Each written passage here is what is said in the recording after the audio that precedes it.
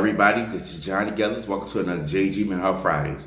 I hope all of you are having a great day so far. You just got your day started. I hope you have a great day. Today, I will be talking about a topic that was requested by someone in the Greek community. And when I say Greek community, I'm talking about an individual that is part of a Greek organization. So all within fraternities and sororities. So I want to shout you out first for giving me this topic, and you know who you are. But I want to get into it because there's a lot of things to unpack and talk about when it comes to this topic. And the topic is healthy boundaries in Greek life. So, within Greek organizations, there's positivity, there's negativity, and there's stigma amongst Greek organizations. But when it comes to particular boundaries within Greek organizations, there are some things that hits upon individuals and also hits upon different organizations. And I want to talk about each of them, talk about each of the issues that ponders individuals and organizations. All right, so the first one is the competition amongst the organization. Within the competition is always figuring out who's the best organization, who's the best fraternity, who's the best sorority, and stuff like that. And then sometimes some people look at it and in a sense of competition, but then also some people look at it within a petty behavior. They say, oh, this org is petty because they think that they're the best org in the world. They're not the best org in the world. Look at their rap sheet. Look at all these different things. And then you got individuals that kind of like don't even want to be amongst Greek organizations because they kind of see the competition and the rivalry against other organizations and stuff. So that can be a hindering issue amongst an individual and different Greek organizations. And with the aspect of who is the best, everybody does want to represent for their org the best that they can and represent for their founders and represent the principles and values that the organization that they're part of. But then sometimes some people do take it over to the extreme. Another thing that could be an issue is being emotionally invested. And when I talk about emotionally invested, it's mainly when someone can easily be reacted to a certain situation. So I'm gonna give you an example. So say if you're part of your organization and you're having an event, and then within the event you didn't get a good turnout, but then another organization had the same event just like your organization, but then they ended up having a big turnout, having a great time. They had great support from their members of their organization and other things like that. And then that caused you to be emotional. It caused you to question your reason of being part of this organization, but also it questions your, integrity of who you are as an individual, and say, okay, did my part of doing what I'm supposed to do for this event and for my organization to get the representation that it's supposed to get, and things like that. Another thing when it comes to being emotionally invested is where sometimes some people don't really know how to break the two apart of who you are as an individual in a personal sense, but then also who you are as an individual within your organization. Sometimes some people like to rep their organization 24 hours a day, 7 days a week and stuff, but they don't really know when to turn it on and when to turn it off. And with that emotionally invested aspect, when you be so much into your org, it kind of gets you really into being emotionally invested for it to kind of, lose your sense of identity, but also, lose your focus into what you're really supposed to do within your organization, but also what you're supposed to do within yourself personally. I know when I joined my fraternity, Iota Phi Theta Fraternity Incorporated, they told me that, you are who you are before you became an Iota man, and you are who you are once you join and become a member and everything like that. And I can say for myself that I'm still the same person that I am when I joined my organization almost 13 years ago, because October 25th, I'll be 13 years in my organization, but I'm still the same person for when I joined. But the thing is, I grew within the organization, but also grew within myself, so I won't lose who I am as an individual, won't lose my personal values, won't lose my goals and things like that, but also still have the goals and the missions and uphold the principles and live to the standards of my organization as well. And then lastly, another thing that stands out when it comes to things within Greek life is the personality clashes.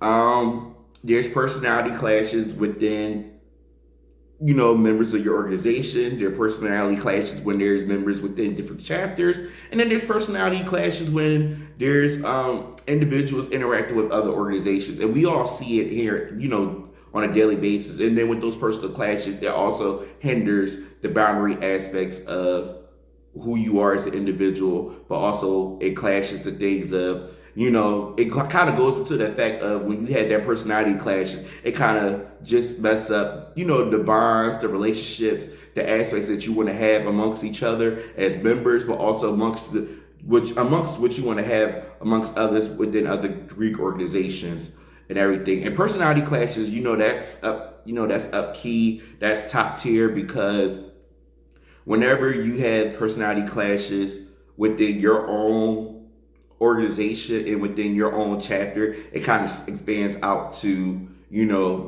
the public and stuff like that. And that's why it's important to kind of recognize your personality and recognize the other person's personality, but kind of try to create boundaries within that. So again, the top three situations that happens within Greek life in general is competition in terms of who is the best, being emotionally invested, and then personality clashes.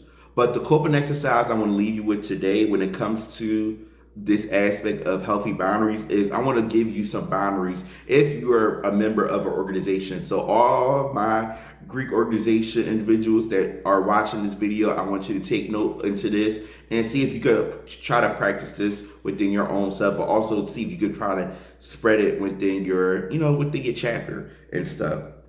So the first thing is to get real in your org. So what that means is get real in your org is mainly seeing what is your purpose? What is your purpose in your organization? What do you value in your organization? But also get real within yourself to know what your strengths and what your weaknesses are within your organization. Once you're able to accept those things, then you can be able to build upon from it and stuff. So you won't put yourself in different situations where you could cause a hindrance within, not just within yourself, but you cause a hindrance within your chapter, which leads into your organization as a whole. So you gotta get real in your org.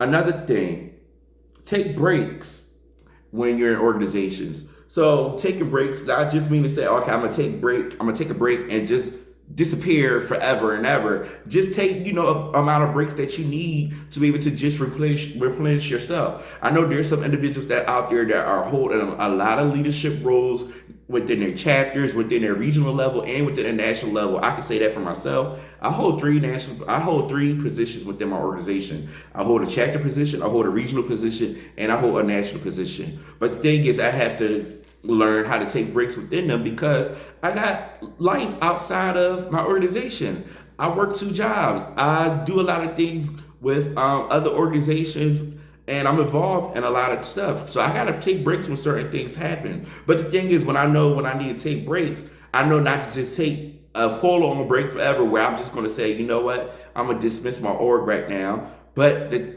there's sometimes it could be thoughts like that, but the thing is, I know within myself, I know the reason why I joined my organization. And when we take a substantial amount of breaks that I need to take, I could be able to, get back to what I, need to do for myself, but also get back to what I need to do for my organization.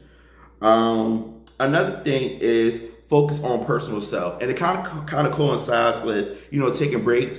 So with focusing on your personal self, you got to see what is it within yourself that you could bring to the table for your organization. Also, you got to see what things that you could bring within yourself that that you need to build up upon within yourself. Like I said before, your strengths and your weaknesses. What are your strengths as an individual? What your weaknesses are as an individual, and how that is playing into effect within yourself personally, but also how it plays into effect within your organization. And then lastly, have a no tolerance mentality. So having a no tolerance mentality, what that means is you got to be able to um, stand your ground to certain things. Like if you know you're not able to do certain things, just say you're not able to do it, but give a reason why you're not able to do it. Not just say, "Oh, I can't do it" or whatever. Because then that kind of gets other people say, "Oh, well, this person don't want to do anything for their org anyway. This person don't do work. This person don't do that." But you know, where certain things happen, there might be a particular reason that why you don't want to do it. But you got to be able to say your reasoning or why you can't do certain things. But also with having that no tolerance mentality is that you got to be able to stand your ground and not get pushed around for certain things, and things of that nature. Because you know, within the organization, you can get pushed around for certain stuff or whatever because they see that you can be like an easy target to say, "Oh, this person can do all this person can do all that, or this person can't do this person can't do that." But with having a no tolerance mentality, you can be able to stand your ground and say what you're able to do, what you're not able to do, but what you can grow and build upon from it. And that's what it is. Again, I do appreciate this individual for giving me this topic about, healthy boundaries in Greek life because, it's rarely that I talk about it on, JG Menard Fridays, but I think it's important for me to address it on here so my other Greek organization leaders and members can check this out as well because you never know what an individual is going through in this sense. And that's all I want to leave you with today. If you have any words or topics that you want me to address on JG Men on Fridays, you can contact me on Facebook, Instagram, LinkedIn, YouTube. Don't forget to subscribe to my YouTube channel. Check out all the videos on there. Also go on my website through Wix to check out the videos on there. Learn more about me. Listen to different podcast episodes I've been a part of. Check out articles I did for Healthy Living Magazine and ways to connect with me for speaking engagements and other opportunities. And before I go, I do want to give some shout outs. First off, I want to give a shout out to the Penn State Black Alumni Reunion Committee for choosing me for